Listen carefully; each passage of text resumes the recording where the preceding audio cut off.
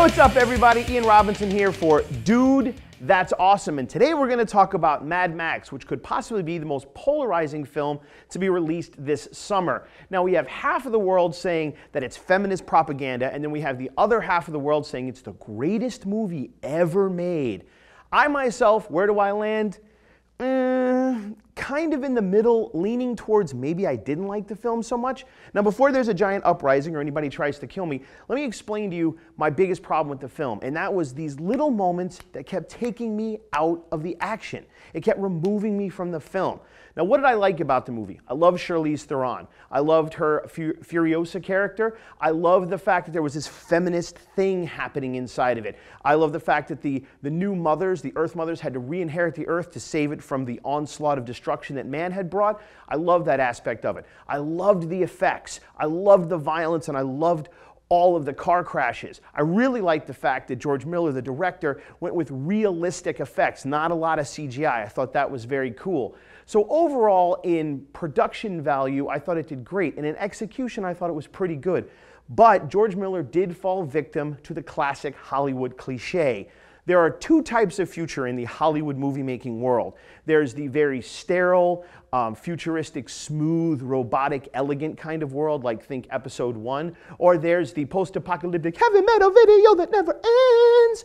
And that's kind of where George Miller fell apart for me. This movie is a heavy metal video that never ends, to the point that the main bad guy, who looks like a fat Rob Zombie, has a music thing that follows him while he's chasing Charlize Theron's character. I mean, literally, giant muscle men with big drums and a guy tied to a whole bunch of speakers being like, doing like rock guitar things while they're chasing him through the desert.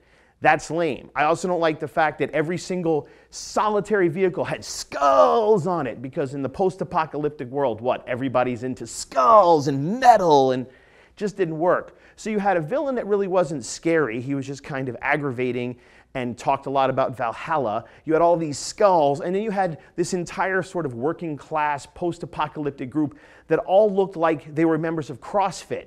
Now, I don't know much about the apocalypse, but I'm guessing that not everybody's going to be like and all ripped and fantastic.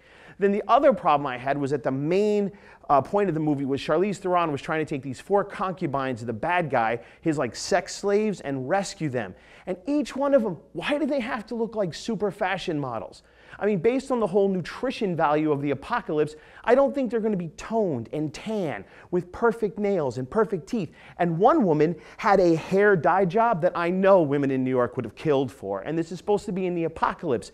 Doesn't work. Final point that I didn't like, Mad Max has really nothing to do with the film. It became more like Faster, Furious, or 19 Future World Death Ride than it really did a Mad Max film. Tom Hardy was like Johnny Bravo. It's like, hey, he fits the suit, so we put him in the suit, we'll put it out there to be Mad Max. He's over there with the suit. He had nothing to do with the film. Now, I understand that it's supposed to be more about her, but if you're going to call it Mad Max should have a lot more to do with the film. So, I liked the movie in elements, and I didn't like it in others. I can't 100% say that I hated it, because I found myself having a really good time. The flip side of that is that these little moments that were taking me out of the film made it hard for me to love it as much as everybody else does. So, for the first time here on Dude, That's Awesome, not a thumbs up and not a thumbs down, more like a thumbs because that's what I felt about Mad Max Fury Road. Hopefully, in the next installment, they'll get it right, and it's already on its way, so we'll have to wait and see. Anyway, Iann Robinson, Dude, That's Awesome. Thanks for watching.